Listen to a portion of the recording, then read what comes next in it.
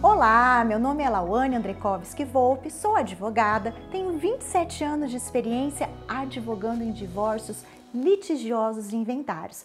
Tenho doutorado em Direito pela PUC de São Paulo, mestrado em Direito Civil também pela PUC de São Paulo e venho conversar hoje com você sobre planejamento familiar.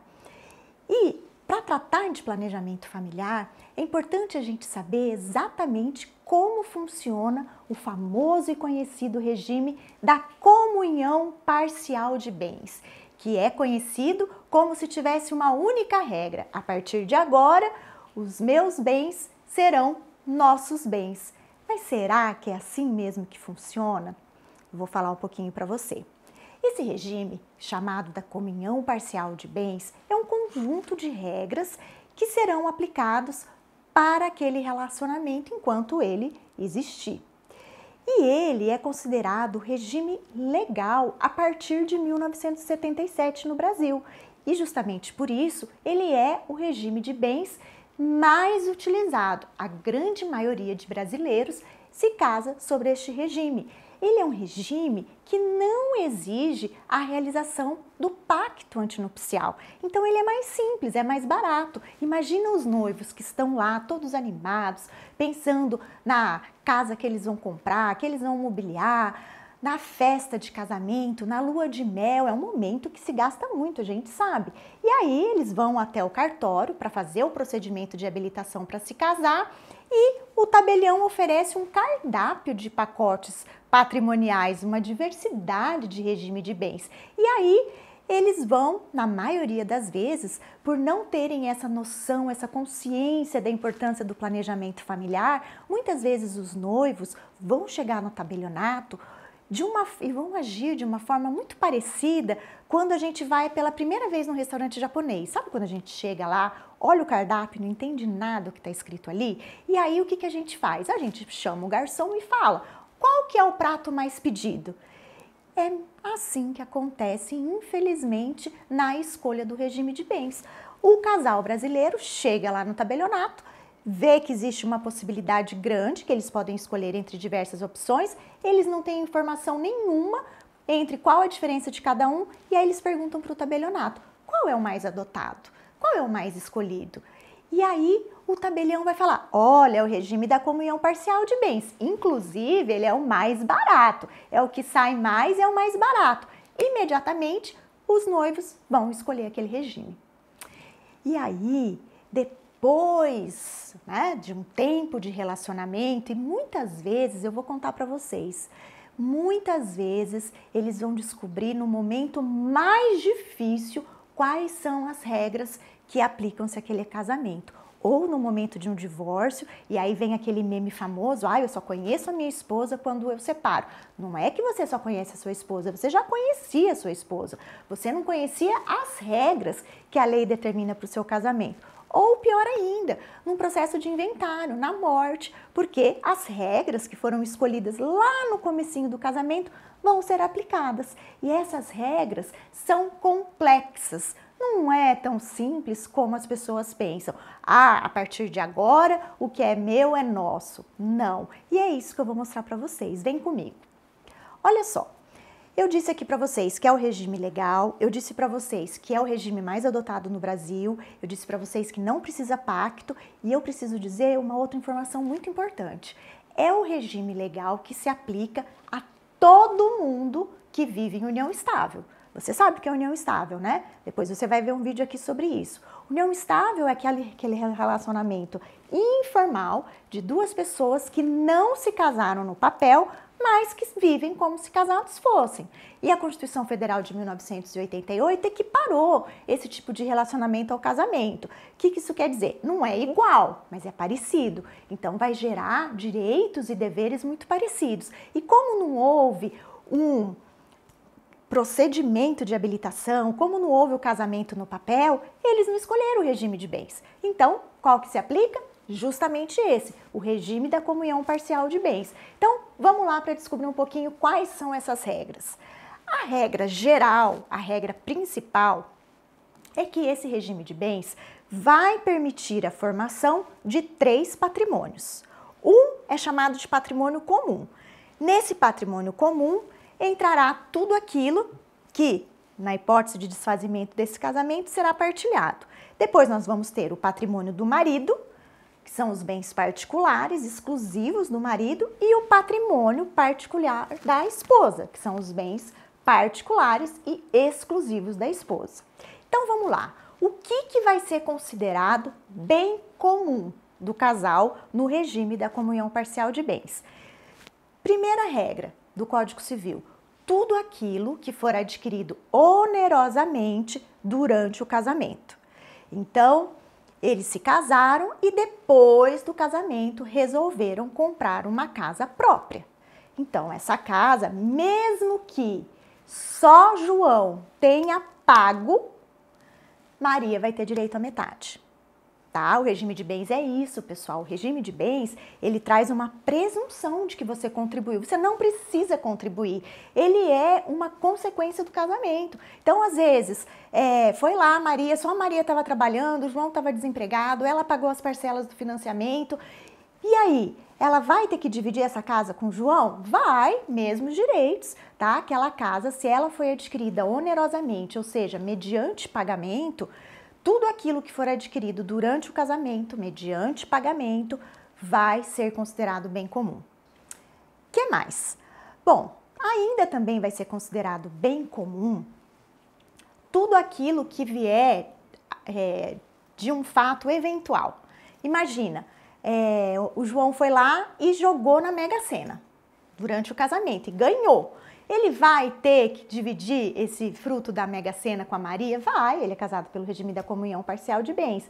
E a Maria foi lá e participou de um reality show e ganhou. E aí ela vai ter que dividir com ele o fruto daquele valor? Vai, porque é regime da comunhão parcial de bens. Outra dúvida muito comum é sobre o fundo de garantia.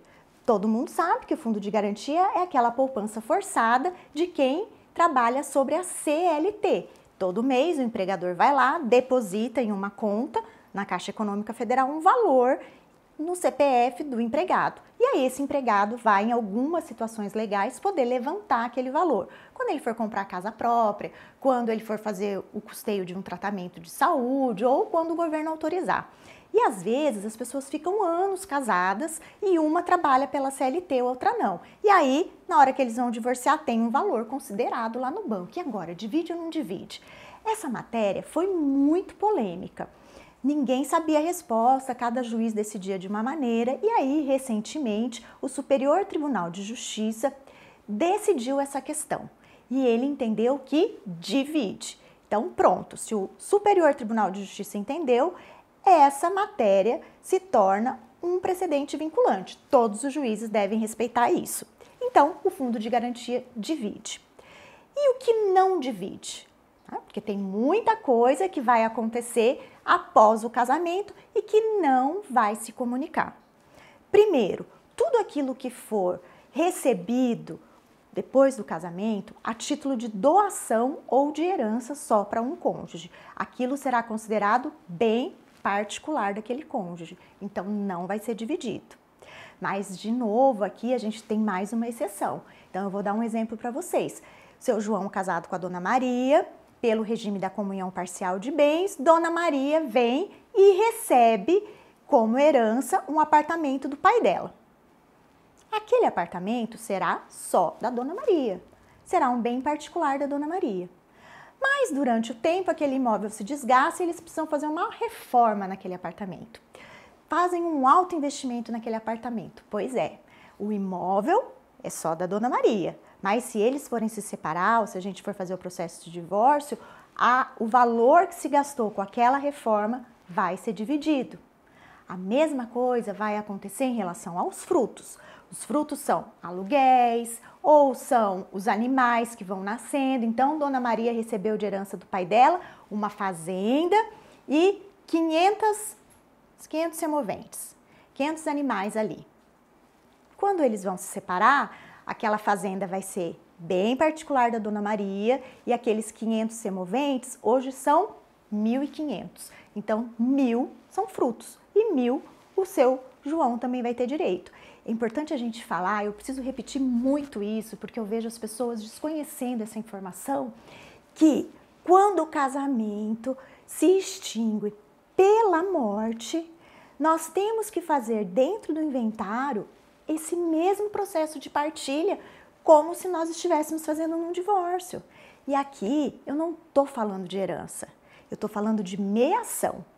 Meação, herança, nós vamos tratar em um outro vídeo. Aqui é meação. Então, esses direitos que eu estou dizendo para vocês, estou falando de meação. Então, vejam como esse regime de bens é complexo. O legislador fala que nesse regime de bens não vai se comunicar de um cônjuge ao outro salários, remuneração, pensões, montepios, tudo isso é bem particular de quem ganha. Mas isso só é considerado para aquele valor recebido dentro daquele mês. Porque se aquele salário não foi gasto e virou poupança, ele perde essa natureza salarial e vira uma poupança. E aí, virou poupança, tem que dividir. O legislador diz que também não divide, mesmo que recebido durante o casamento, mesmo que seja investido, os bens de uso pessoal. Relógio, joias podem ser considerados bens de uso pessoal, roupa, sapato, os instrumentos de profissão. Instrumentos de profissão, o computador, o livro, o estetoscópio do médico, a maca, isso é considerado instrumento de profissão. Isso também não vai ser partilhável, mas eu já tive vários casos onde o casal estava divorciando e aí o cliente vinha e me relatava, olha, a gente está se divorciando, tal, mas eu sou médico e eu adquiri um equipamento caríssimo para minha clínica. E a minha mulher quer metade desse valor que a gente investiu. Ela fala que a gente economizou muito, a gente deixou de fazer umas 5 anos, a gente ficou sem tirar férias para comprar esse equipamento. Mas eu fui um advogado, ele disse que é instrumento da minha profissão, que eu não tenho que dividir. Olha, cuidado! Se não foi feito um planejamento familiar, ele corre o risco de ter que dividir sim. Sabe por quê? Porque o legislador fala que instrumento de profissão tem que ser interpretado como aquilo que é necessário, essencial para aquele profissional trabalhar. Aquele médico poderia trabalhar sem ter aquele equipamento caríssimo na clínica dele? Poderia trabalhar sem aquele equipamento, poderia trabalhar num hospital público. Aquilo lá foi um investimento no negócio dele. E veja que custou um sacrifício para o outro cônjuge, então vai ter que partilhar. Então, nós temos que observar que o que o legislador coloca ali são as linhas gerais. E aí, na realidade, os tribunais vão interpretando sob o viés constitucional e de equidade e de isonomia para aquelas duas pessoas ali. Então, vejam que o regime da comunhão parcial, na verdade, ele é o mais complexo. Por quê? Ele vai ter muitas regrinhas que são de total desconhecimento daquelas duas pessoas que vivem juntos. E se eles não fizeram um planejamento familiar, vamos imaginar que eles resolveram por fim ao casamento. E que eles resolvem, eles não querem brigar. Então, um abre mão dos seus direitos para o outro e não vai ser feita uma divisão exatamente como diz a lei, mas eles entram num acordo. É possível isso? Claro, é possível. Mas esse acordo não vai afetar o famoso fisco. Se eles fizerem um acordo e essa divisão de bens for diferente do que a lei falou, aquele que ficou com patrimônio, que doou a sua parte para o outro, que estava falando, não, olha, eu sou muito legal, não quero briga, pode ficar com tudo, sabe o que vai acontecer? Ele vai ter que pagar imposto sobre a parte que ele cedeu, que é o famoso imposto de reposição. Então, fiquem atentos. Muitas vezes esse casal vai se divorciar, não procuram um advogado que tenha experiência, formação no direito de família e a conta vai ser cara lá no final.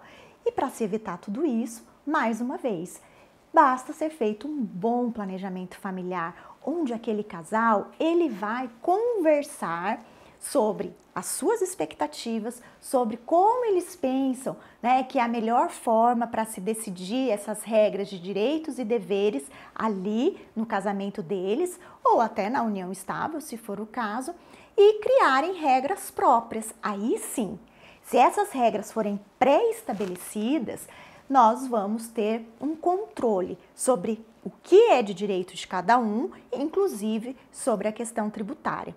Então, se você gostou desse material, fica aqui no nosso canal, assiste os outros vídeos, porque nós vamos falar muito sobre planejamento familiar. Muito obrigada!